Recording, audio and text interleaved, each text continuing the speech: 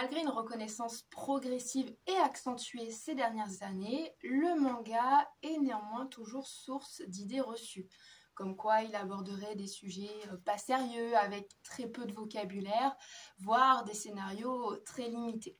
Cependant, le manga, tout comme la bande dessinée ces dernières années, est devenu une source d'écriture documentaire, en abordant des sujets sérieux, avec parfois même une incursion dans les classiques de la littérature ou des concepts philosophiques. Et c'est ce que nous allons voir aujourd'hui avec l'exemple de quelques collections d'adaptations manga.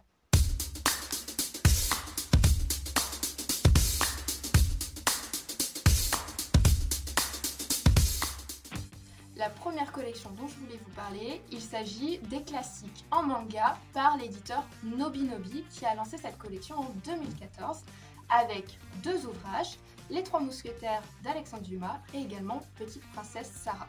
Le but pour l'éditeur de Nobinobi, c'est tout simplement de rendre accessible dès l'enfance des grands classiques de la littérature européenne et mondiale. Pour lancer sa collection, Nobinobi a tout simplement été chercher au Japon, chez deux éditeurs japonais spécialisés dans l'éducation et l'apprentissage, dont Gaken, Genkusha, Kyenkyusha. Nobinobi élargit maintenant un peu plus son catalogue avec des œuvres qui sont tournées un peu plus adolescents, avec l'adaptation Nouvelles extraordinaires d'Edgar Allan Poe, ou bien encore adultes, avec l'adaptation du Comte de Monte Cristo. Donc une collection qui s'adresse aussi bien aux enfants, mais aussi aux adultes pour découvrir ou redécouvrir des classiques de la littérature. En 2019, c'est l'éditeur Kurokawa qui se lance dans une nouvelle édition, Kurosawa, avec cette fois-ci l'objectif d'adapter des concepts philosophiques en manga, de rendre accessible de la philosophie en manga. Pari, pas très simple, mais pourtant réussi. Ils ont sorti Le Capital de Marx, ou alors Ainsi parla Zarathustra de Nietzsche.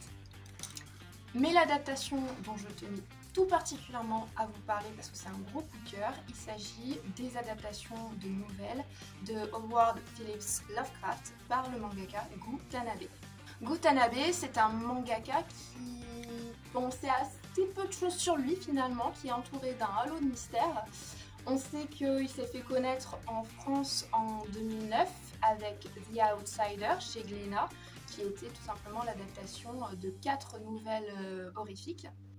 Gu Tanabe s'est spécialisé dans l'adaptation de nouvelles fantastiques horrifiques, à la fois russes, américaines et japonaises. Il se lance pour la première fois dans l'adaptation des nouvelles de Lovecraft en 2014, c'est chez l'éditeur japonais Interbrain, et tout simplement avec Maken ou Le Molosse. C'est l'éditeur français Kiyun qui va racheter les droits à l'éditeur japonais Interbrain pour créer une collection, les chefs-d'œuvre de Lovecraft, qui va sortir en 2018 avec le tout premier tome qui sera l'adaptation des Montagnes hallucinées. Les Montagnes hallucinées, adaptées par Gu Tanabe, a même remporté en 2019 le prix des critiques et des journalistes de la bande dessinée, prix spécial Asie. Mais mon préféré, c'est l'adaptation de L'Appel de Cthulhu. On va suivre Francis Thornton qui, au décès de son grand-oncle, va découvrir ses affaires et notamment ses journaux d'études car il était archéologue. Et dans ces journaux d'études, il va découvrir que son grand-oncle suivait un culte un petit peu étrange, le culte de Cthulhu, dont les adeptes vénèrent une créature monstrueuse. Intrigué par les journaux d'études et par la petite tablette représentant ce monstre, il va tout simplement se lancer dans la poursuite de l'enquête de son grand-oncle. Pour moi, Gu Tanabe y réussit tout à fait le défi d'adapter le bestiaire monstrueux de Lovecraft. Il a un style graphique qui est parfait, qui correspond à cette ambiance sombre des nouvelles de Lovecraft, avec un niveau de détail très impressionnant.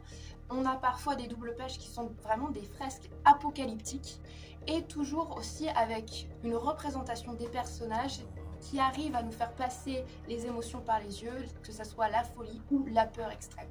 La collection contient des tomes qui sont tous indépendants les uns des autres. Je vous conseille vraiment cette collection si vous êtes prêts à oser avancer dans ce monde horrifique de Lovecraft.